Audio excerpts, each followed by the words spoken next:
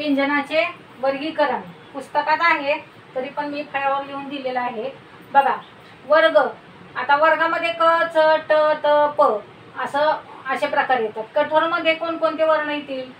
क ख च छ ट ठ त थ प फ. सगळ्याचे पाय मोडून लिहायचं आहे. मृदू बघा, आता कठोर वर्ण, आता कठोर वर्ण म्हणजे उच्चारताना त्याचा स्वर हा कठोर येतो. क बघा, कठोर वाटते का? क ख कठोर वर्ण झाले. मृदू म्हणजे हळूवारपणे उच्चारता येतात. ग ग ज झ ड ढ द ध ब ब.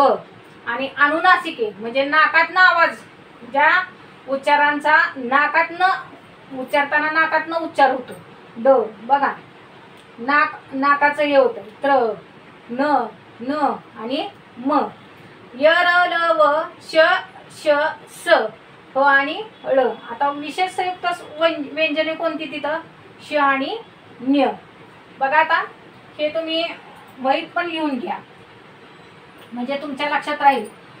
कठोर वर्ण, मृदू वर्ण आणि अनुनासिके वर्ण कोणकोणते आहेत ते. बघा, आता पुढचं बघूया.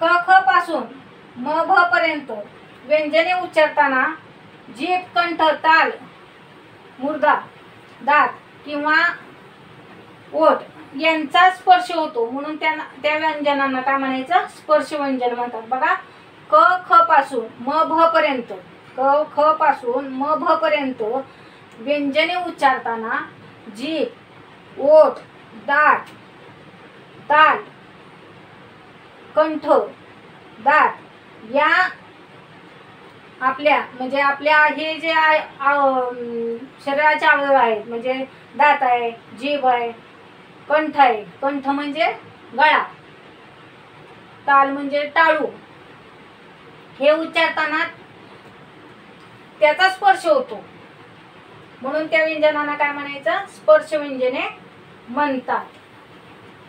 बघा, आता क उच्चारताना क जीभ आणि टाळूचा क बघा, गळा आणि जिभेचा उच्चार झाला, स्पर्श झाला, त्याला काय म्हणायचं?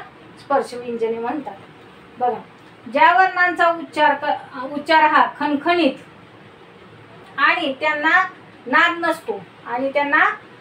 नसतो त्याला आघोष वर्ण म्हणतात किंवा कठोर वर्ण म्हणतात. बघा, क ख बघा, हे उच्चारताना खणखणीत आणि त्याला नाद नाही. क काय आहे का? नाद नाही.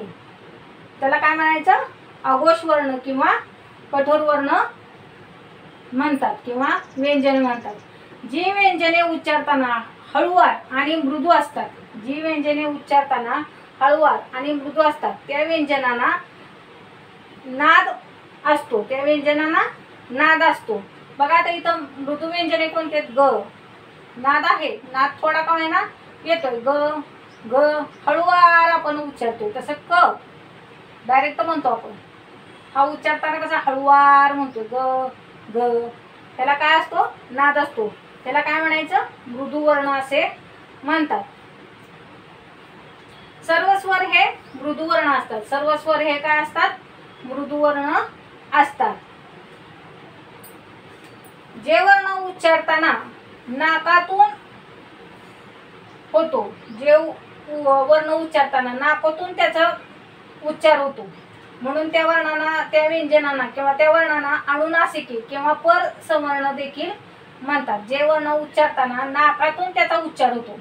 बघा, आता अनुनासिकेत कोणकोणते? ड बघा, नाकातनं उच्चार प्र न न आणि म.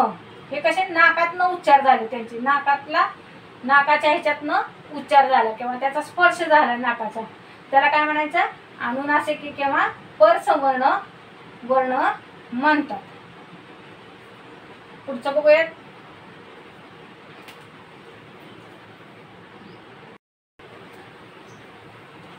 य र ल व या व्यंजनांची उच्चारस्थाने इ, ऋ, ऋ, उ या स्वरांच्या उच्चारस्थानासारखीच आहे. त्यांचा व वरील स्वरांचा जवळचा संबंध असल्यामुळे त्यांना अर्धस्वर किंवा मृदू वर्ण असे म्हणतात. बघा, य र ल व व्यंजनाची उच्चारस्थाने ई, रू, लू, उ या स्वरांच्या उच्चारस्थानासारखीच आहे. त्यामुळे त्यांना काय म्हणायचं? अर्धस्वर किंवा मृदुवर्ण म्हणतात. य, र, ल, व ही व्यंजने स्पर्श व्यंजने व उष्मे यांच्यामध्ये येतात म्हणून त्यांना अंतस्थ म्हणतात. बघा, ही व्यंजने कशात येतात? स्पर्श व्यंजने किंवा उष्मे याच्यामध्ये येतात म्हणून त्यांना काय म्हणायचं? अंतस्थ व्यंजने म्हणतात.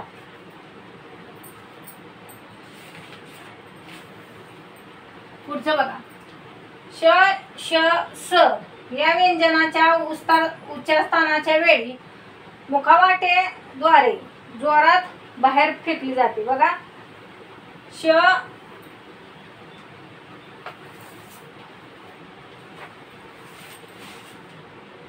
श, श, स या व्यंजनाच्या उच्चाराच्या वेळी हवा मुखवाटे जोरात बाहेर फेकली जाते.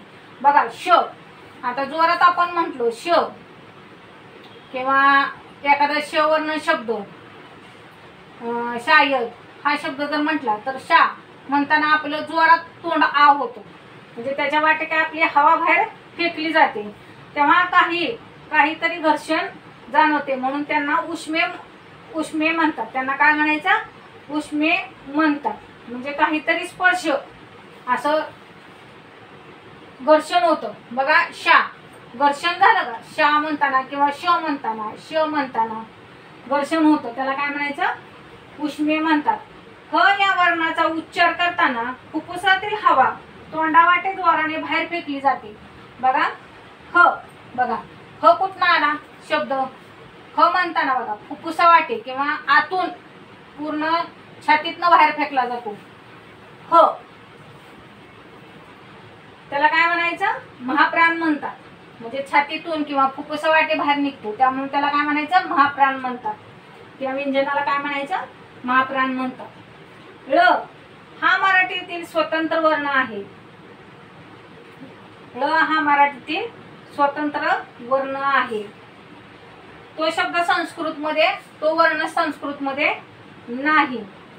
पुढचं बघा, श व ञ ही व्यंजने प्रत्येकी 2 व्यंजनाच्या संयोगातून तयार झाले आहेत म्हणून त्यांना विशेष संयुक्त व्यंजने असे म्हणतात. बघा, श व ञ ही व्यंजने प्रत्येकी 2 व्यंजनाच्या संयोगातून तयार झाली. बघा, प्रत्येकी 2 व्यंजनाच्या संयोगातून तयार झाली.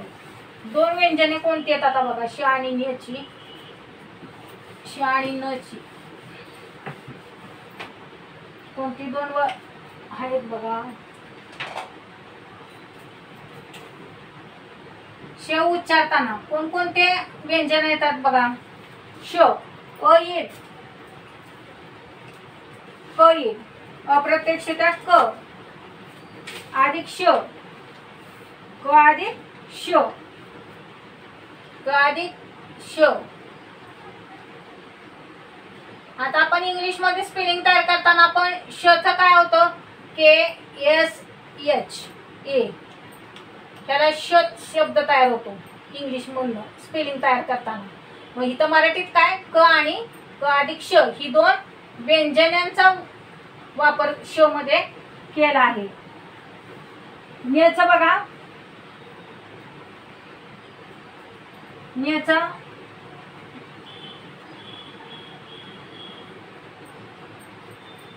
द सगळ्याचे पाय मोडायचे आहेत. हा, पाय मोडल्याशिवाय व्यंजन लिहिता येत नाहीत. द अधिक न अधिक य, द अधिक न अधिक य त्यापासून तयार काय झाला? ञ. स्पेलिंग मध्ये पण आपण इंग्लिश मध्ये ञ चे स्पेलिंग बघा, डी ञ DNY ञ असं तयार करतो. इथं पण तसंच झालं मराठीत. द अधिक न अधिक य, पाय मोडायचे. पाय मोडल्याशिवाय व्यंजन तयार होत नाही. पुढचं बघा, अक्षरे व शब्द. व्यंजनात स्वर मिसळला की अक्षर होते. व्यंजनात स्वर मिसळला की अक्षर होते. अर्थपूर्ण अक्षरा समूहाचा शब्द तयार होतो. म्हणजे व्यंजनात जर स्वर मिसळून आपण एखादा शब्द तयार केला तर तो अर्थपूर्ण शब्द तयार होतो. बघा आता इथं धरणे हा शब्द जर घेतला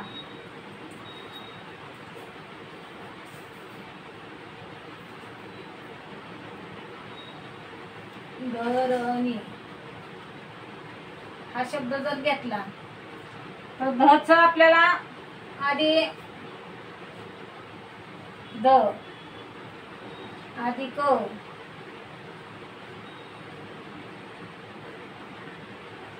द झाला. र आधी क पाय मोडून आपण व्यंजनाचा अभ्यास करतोय त्यामुळं पाय सगळ्याचे मोडायचेच. र आधी क र आणि नीच काय होत आहे न आधी की ई लिंबूचा. हे स्वर आहेत. ह्याच्यामध्ये व्यंजनामध्ये स्वर मिसळल्यानंतरच त्यांचा अर्थपूर्ण अक्षर तयार होतो. हे लक्षात ठेवा. शब्द तयार काय झाला धरणी पूर्ण व्यंजने आणि स्वर त्याला मिसळून किंवा ह्यांना अनुसरून जो शब्द तयार होत आहे व्यंजन अधिक स्वर हे मिसळून जो शब्द तयार झालाय तो अर्थपूर्ण आहे. धरणी धरणी म्हणजे काय आपण धरणी शब्दाचा अर्थ काय पृथ्वी.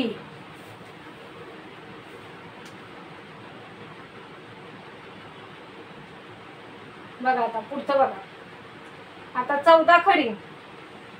14 खडी कशी तयार होते बघा. व्यंजनात क्रमाने प्रत्येक स्वर मिसळला की 14 अक्षरांची 14 खडी तयार होते. बघा व्यंजन मिसळून स्वर तयार झाला तर ती 14 खडी निर्माण होते. 14 अक्षरांची खडी त्याला काय म्हणायचं 14 खडी. बघा क आधी क क. आता आपण ह्याच्या पुस्तकात बघा हे छोटं मुलांचं पुस्तक असतं त्याच्यात 12 खडी असती बघा. 12 खडी आता 2 अक्षर वाढल्यामुळे 14 खडी झाली. क का की कु के कै को कौ कम आणि कहा. त्याच्यात अजून 2 अक्षर वाढले तशी ती 14 खडी तयार झाली. रु आणि रू हे 2 शब्द जास्तीचे आहेत अक्षर स्वर. बघा क आधी क क पाय मोडायचे सगळ्याचे. क आधी का का झाला. क आधी की झाली. क आधी की झाली. दुसरी वेलांटी पहिली वेलांटी. पहिल्या वेलांटीला ई आणि दुसऱ्या वेलांटीला ई लिंबूचा. क आधी कु पहिला उकार कु. क आधी कु उसाचा दुसरा उकार कु. क आधी क्रू. बघा इथं रू हा शब्द आलाय जास्तीचा. क अधिक लू क्लू. इथं पण रू हा शब्द आलाय स्वर. क अधिक के एक मात्रा. क अधिक कॅ. क अधिक कै 2 मात्रे कवर. क अधिक को. क अधिक क्वा. क अधिक आणि कौ. बघा ही झाली 14 खडी. अशीच पूर्ण 34 व्यंजनांची 14 खडी तयार करता येते. म्हणजे ती आहेच त्याच्यावरून शब्द तयार करतो आपण. बघा मराठी भाषेत बरेच इंग्रजी शब्द रूढ झाले आहेत. ॲडमिन ऑफिस म्हणजे इंग्रजी शब्दाचा आपण वापर आधीमध्ये करतच असतो.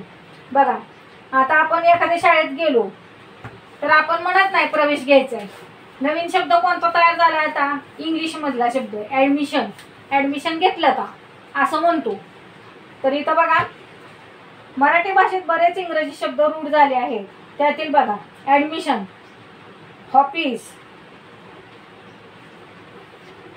त्यासाठी 12 खडीत ए आणि अ या स्वरांचा अंतर्भाव केला आहे व 12 खडीची शास्त्रीय 14 खडी केली आहे. बघा आता लिपी कशाला म्हणायची वर्ण कोरून लिहिणे ही आर्याची पद्धत आहे. आर्यांना देवासमान मानले जाईल. आर्य हे पहिले मराठी भाषेचे गुरु होते, म्हणजे त्यांनीच मराठी भाषा प्रख्यात केली आहे. म्हणून मराठी लिपीला देवनागरी लिपी म्हणतात. लिप म्हणजे लिंप, बरोबर लिंपणे. लिख म्हणजे कोरून लिहिणे. त्याला शब्द तयार काय झाला? लिपी. लिपी तयार झाली. आपण इंग्रजी भाषेत बघा ABCD ही लिपी म्हणतो, तसंच मराठीत काय क ख ग घ आणि अ आ इ ह्या काय झाल्या? मराठी भाषेतल्या लिपी झाल्या. वर्णांची उच्चारस्थाने बघा, पुढचा भाग वर्णांची उच्चारस्थाने. आता उच्चारस्थान, आता आपल्या शरीरात भरपूर भाग आहे. हात आहे, पाय आहे, डोळे आहेत, कान आहे, नाक आहे, घसा आहे, नाक ओठ आहे, दात आहे, टाळू आहे, सगळं आहे. पण आता इथं मराठी भाषेनुसार आपल्याला उच्चारस्थान निर्माण करायचे. कुठून कुठला शब्द होतो किंवा उच्चारला जातो त्यानुसार त्यांचं त्या वर्णाचा कुठला स्पर्श होतो त्यानुसार ते वर्ण तयार होतात. बघा, आता इथं पहिला आहे कंठ. आता कंठ म्हणजे गळ्यातनं किंवा घशातनं आलेला शब्द, त्याला काय म्हणायचं? कंठ. आता इथं बघा, आता घशातनं किंवा गळ्यातनं स्पर्श होऊन आलेला शब्द किंवा वर्ण कोणकोणते बघा, ते कोणकोणते वर्ण आहेत? कंठ,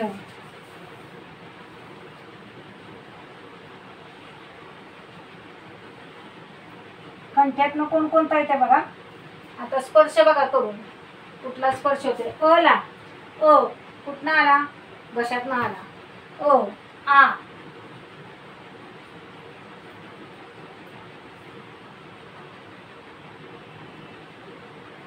क हा पण घशातनंच आलाय. परत ह आणि विसर्ग हा कंठातनंच आलाय. त्याला काय म्हणायचं? कंठवर्ण. त्याला काय म्हणायचं? कंठवर्ण म्हणायचं. अ आ गळ्यातनं किंवा घशातून ज्या वर्णाचा उच्चार होतो किंवा ज्या वर्णाचा स्पर्श होतो, उच्चारताना घशाचा स्पर्श होतो किंवा कंठाचा स्पर्श होतो, त्याला काय म्हणायचं? कंठवर्ण म्हणतात. त्याला काय म्हणायचं? कंठवर्ण. तालव्य. आता तालव्य, ताट म्हणजे टाळू आणि ल तालव्य, टाळूला चिटकून ज्याचा उच्चार होतो बघा, तालव्य. जीवानी टाळू, तालव्य. त्याला कोणकोणते शब्द येतात बघा तालव्यमध्ये? ई बघा, गाल, ई. जीभ आणि गाल, ई आहे का? ई. बिंदूचा ई, गालाचा उच्चार होतो ई. च य बघा, उच्चार करताना बघा होतोय का स्पर्श आणि श. हे काय झाले? तालव्य वर्ण झाले. हे काय झाले? तालव्य. आता तिसरा प्रकार बघा, दंत तालव्य. दंत, दात आणि टाळू. दात आणि टाळू याचा उच्चार करताना स्पर्श होतो. वर्णाचा उच्चार करताना दात आणि टाळूचा स्पर्श होतो. त्याला काय म्हणायचं? दंत तालव्य. त्याला काय म्हणायचं? दंत तालव्य.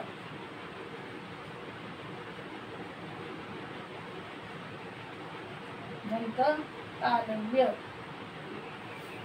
बघा, दंत तालव्य. च बघा, दाताचा आणि टाळूचा. च दाताचा पण झाला आणि टाळूचा पण झाला. ज आणि ज.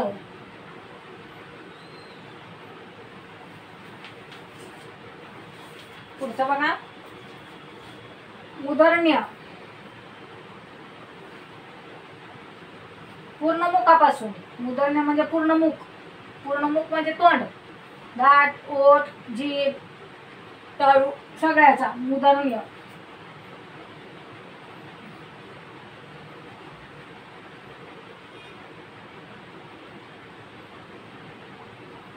बघा रू, बघा सगळ्याचा स्पर्श होतोय. रू, ट, र, श,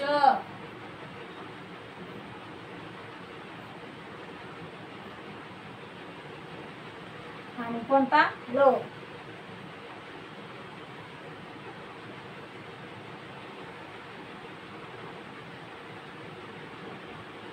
हे उच्चारताना काय पूर्ण तोंडाचा वापरतो. मुख, दात, ओठ, जीभ, तालू.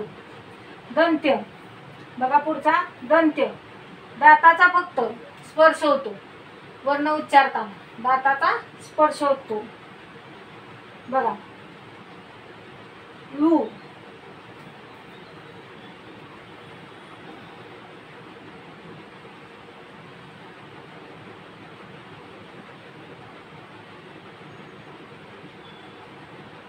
दंत्य,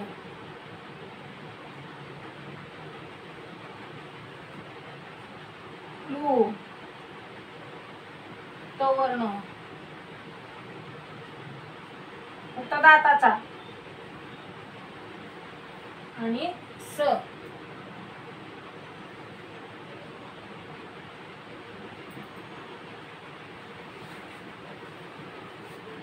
आता ओष्ठवर्ण, ओष्ठ म्हणजे ओठ, ओष्ठ म्हणजे काय ओठ. ज्या वर्णाचा उच्चार करताना ओठाचा स्पर्श होतो, ओठ, ओष्ठवर्ण.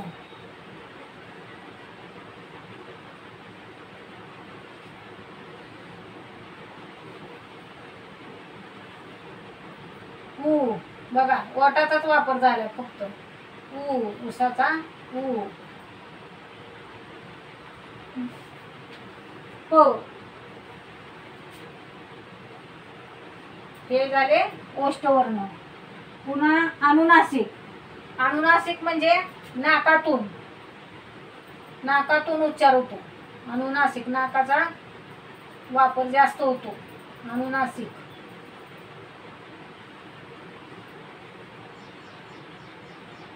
त्याच्यात ड, र,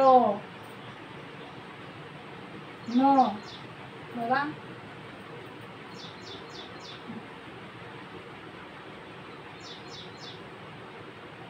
न, न, नळाचा न वाणीचा दोन्ही पण येतात. आणि न आणि बिंदू, बिंदूचा पण नाकातूनच वापर होतो.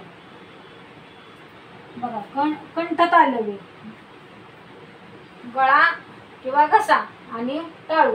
तालव्य, कंठ आणि टाळू या दोन्ही स्थानापासून उच्चार होणारे वर्ण कंठ तालव्य. त्याला काय म्हणायचं कंठ तालव्य.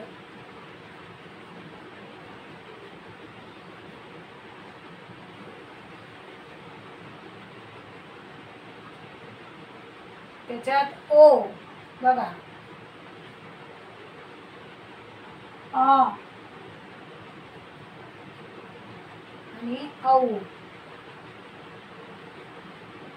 हे 3 व्यंजने आहेत. आता दांतोष्ठ, दात आणि ओठ, त्याला काय म्हणायचं या दोन्ही स्थानापासून तयार होणारे वर्ण, त्याला काय म्हणायचं दांतोष्ठ, दात आणि ओठ.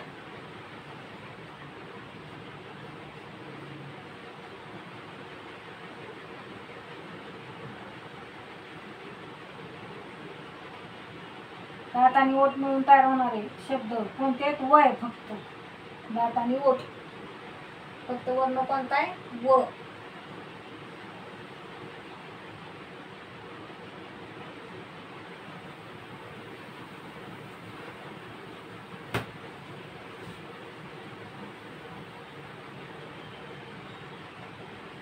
बघा दोन प्रकारे उच्चार ज ज झ या व्यंजनाचे उच्चार तालव्य व दंत तालव्य अशा दोन्ही प्रकारे होतात.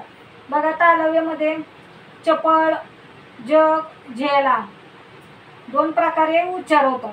कुठल्या? दंत तालव्य आणि तालव्य. चपळ, जग आणि झेला. तालव्य उच्चारात य चा भास असतो. जसे चपळ च याचा भास होतो. बघा य चपळ. आता चपळ उच्चारताना य हा उच्चार होतोय, याचा उच्चार पण होतोय. बघा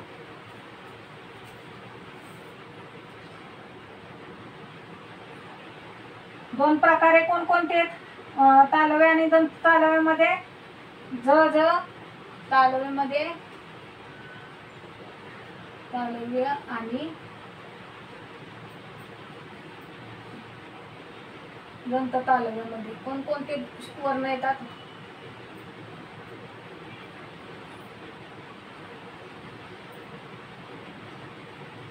च,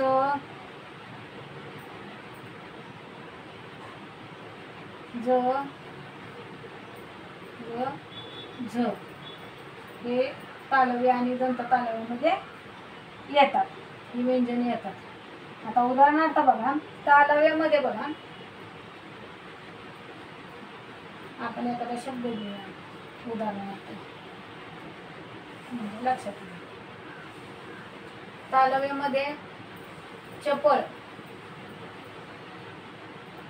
आता चपळ हा च आणि य असा होतो उच्चार. चपळ च आणि य चपळ. जग, जग मध्ये याचा पण उच्चार होतोय. झेला, झेलामध्ये पण याचा उच्चार होतो, म्हणजे य हा अप्रत्यक्ष असतो. चपळ बघा चपळ च च अधिक य च बरोबर. जग ज अधिक य ज जग. आता दंत तालव्यामध्ये बघा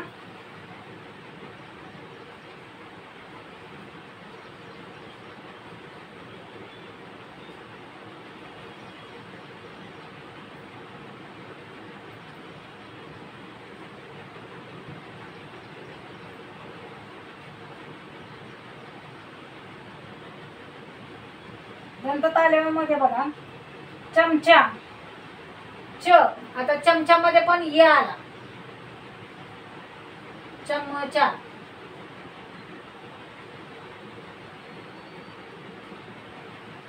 चमेली, जाई बघा ज अधिक य ज जचा शब्द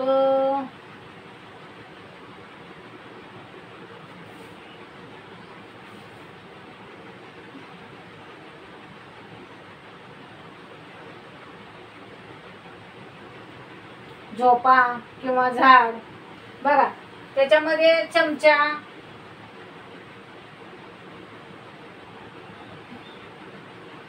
जागा, जागामध्ये या येते किंवा आ येते.